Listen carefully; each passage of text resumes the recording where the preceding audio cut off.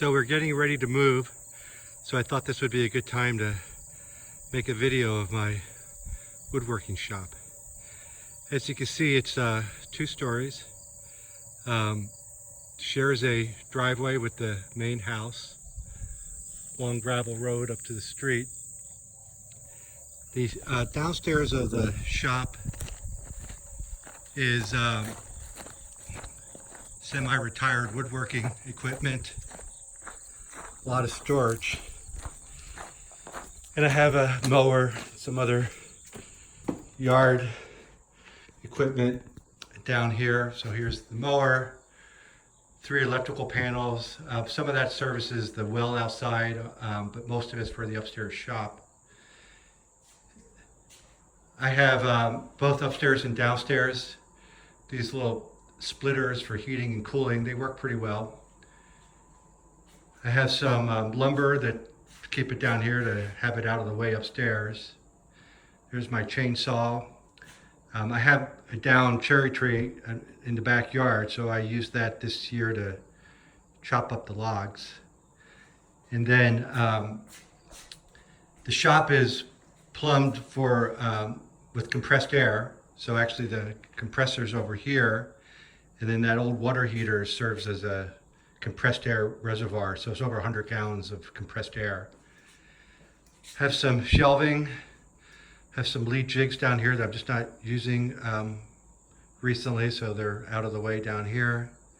The Festal cyst containers, I don't keep my Festals, at least most of them I don't keep in the cystainers. I'd rather have them out or in drawers. So the containers are down here. That closet is where the water purification system sits. And then what's really nice is I have a finishing room back here. It exhausts to the outside.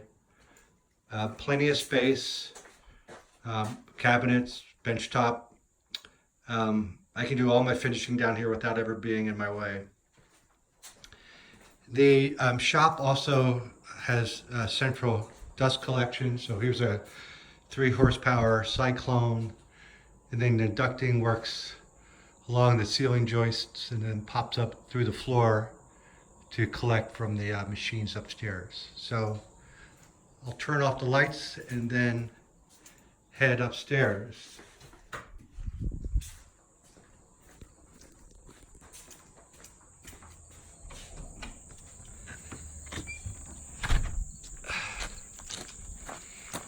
So the shop is really clean right now because we're getting ready for the move, so it probably looks better than it's ever looked before.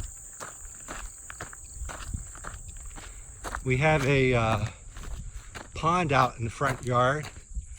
The previous owner stocked it with bass, so we have a lot of bass down there, probably up to about a pound, and then we stocked it with 10 turtles.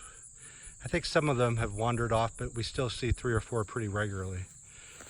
And there's the house, and then walking around to the front of the shop. So top and bottom, 868 square feet, or 64 square feet, I think is 26 by 34, double doors. I should mention that the shop was built by the previous owner, and he was a woodworker and an electrical contractor, so he really did a great job in laying it out, and he used really good materials both for the house and the shop. There's also a garage door on the bottom side of the shop, so front and back, so you could drive a tractor or a large mower straight through. The shop has lots of windows, really good lighting. Because of that, there's not the greatest amount of wall space for storage.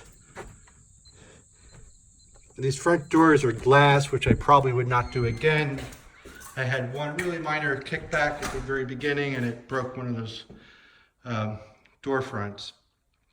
So when you come in, you have a table saw, jointer, and planer. The jointer, most of my tools are Powermatic. The jointer and planer have helical heads, which work great. So most of the general milling is done here. The bandsaw is a Felder 610. I really love that bandsaw. Assembly table, which is a little higher than the bandsaw, but not so much higher that I can't take long pieces, start them out resting the tail ends on the assembly table and then pushing them on through. The dust collection from down below, you can see how it pops up at really convenient places. My hose runs are really short, which is the key to good dust collection.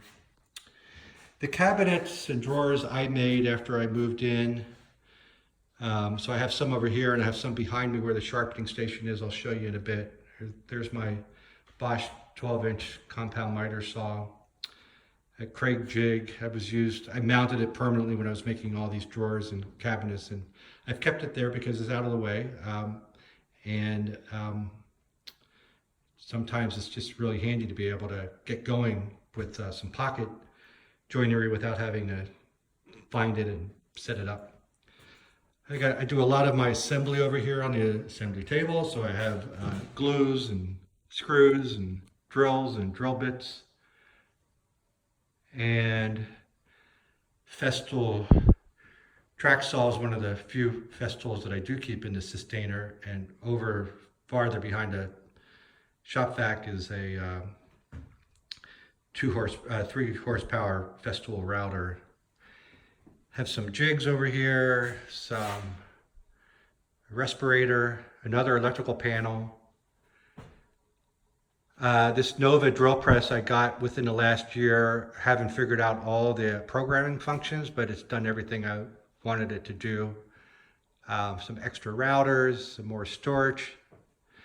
The ceilings are they start at 9 foot and it's pitched to 12 foot. So I got good room to maneuver tall boards. And I have 2 air filtration units, again, both Powermatic, one on the far end and one over here. The table saw accessories are on these 2 walls as you come in. So it's plumbed, so I have a bathroom with a toilet and a sink, really handy. Some cleaning supplies, some lubricants. My sharpening station runs in this corner, more cabinets. Most of these cabinets have sharpening accessories, some jigs for sharpening the turning tools, which are over here. This grinder is equipped with CBN wheels. This little Harbor Freight belt sander is great for honing any tool that you can fit up against that the belt. Little oscillating spindle sander. I'd like to upgrade that to something a little heavier and more robust in the future. Some more storage, another grinder, a jewel tool, which is great for polishing carving tools. And most of my sharpening, the chisels and planes anyway, are done with Shapton stones. I have a 1,000, 4,000, 8,000 grit stones. And then the diamond plate is used for flattening those stones. Some more glues, some task lighting, some templates for various projects in the past. As I said, lots of windows with blinds, really nice views, but a shortage of wall space. Here's my Powermatic 3520 lathe. It's got a vacuum setup as well. There's one of the compressed air ports. I have another one near that door. There's the splitter for heating and cooling. That's an older drill press. Some more shop cabinets. Clamps are along this wall.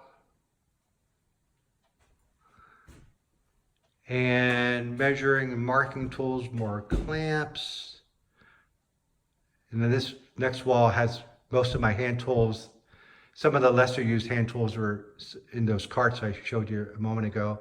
So I have some saws, some hand planes, shoulder plane, block planes, a lot of chisels and carving tools. Most of the carving tools are RU. And likewise, a lot of spoke shaves, Travisher. I've made some chairs, Maloof style chairs, so I've collected a lot of tools for carving the chair pieces. including these RU rasps over here. They're just terrific tools. Some more Japanese hand saws, fret saw,